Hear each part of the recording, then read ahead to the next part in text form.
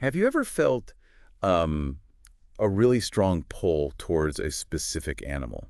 Like maybe more than just thinking it's cool, almost like it's, part of you somehow. Hmm. Okay, because in this deep dive, we're actually going to explore the world of Therians. Yeah, people who experience exactly that kind of thing. And what's really fascinating is just how deep this connection goes for some individuals.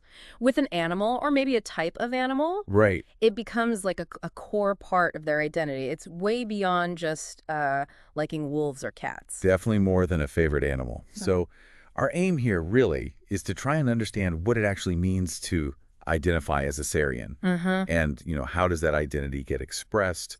And also why it's kind of important to appreciate these, well, different ways people see themselves. Yeah. We might even pick up a term or two. For sure.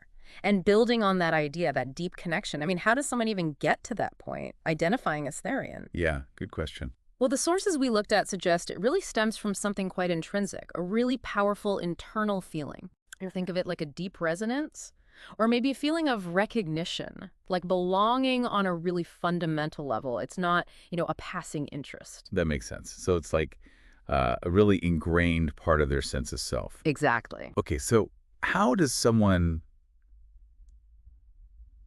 how do they express this? It's not like people are, actually trying to be animals in a literal sense. No, no, exactly. I mean, if you think about how anyone expresses a deeply held identity, it varies hugely, doesn't it? Sure. So for Therians, this might look like having a really strong interest in the behaviors, the characteristics of their identified animal, which, by the way, is called their theriotype. Ah, okay, for radiotype. Yeah, so they might get involved in activities that kind of resonate with those animal traits or find community, with others who have similar feeling. Oh. So maybe someone who identifies with, say, a wolf might feel a pull towards the moon or find comfort in like pack dynamics, group settings. So there's more about honoring that internal feeling, that connection, Yeah. in ways that feel right for them. Yeah, Authentic. precisely. It's authentic expression. And the theriotype, that's the specific animal they feel connected to. Exactly that, yeah. Understanding that term, the theriotype, is pretty fundamental if you want to grasp the diversity within the Therian community. Right. It gives people a specific language to talk about their connection. Okay, gotcha. That feels like a key piece here. Now, zooming out a bit, Yeah. why should we, as listeners, care about understanding this Yeah. and respecting it? Well, I think if we connect it to just broader ideas like empathy, acceptance, Uh-huh. just recognizing that someone's self-identity is valid for them, assuming, of course, it doesn't harm others, that really contributes to a more, well, understanding world, doesn't it? What resonates most with you on that? For me, it really just highlights the incredible variety of human experience.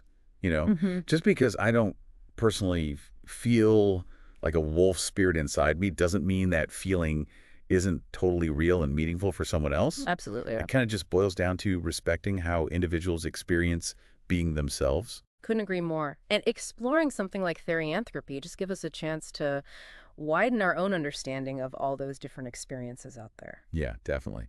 So if we were to kind of wrap this up, therianthropy really, at its core, is this profound connection, maybe spiritual, maybe mental, that some people feel with particular animals. That's a good summary. Yeah. And we've sort of touched on how that identity might be expressed and why it's just so important to approach these different ways of understanding oneself with, well, respect. And what's fascinating, I think, is how it just broadens our whole perspective on what identity even is. Right? And the really diverse ways people connect with the world around them, especially the natural world. It poses some interesting questions about identity itself. It really does. And maybe just as a final thought for everyone listening, Hmm. think about your own relationship with nature. Hmm. Have you ever felt a really strong, maybe almost inexplicable pull towards a certain animal or even a specific place in nature? Maybe. Maybe there's more to those feelings than you've thought about before. Something to mull over.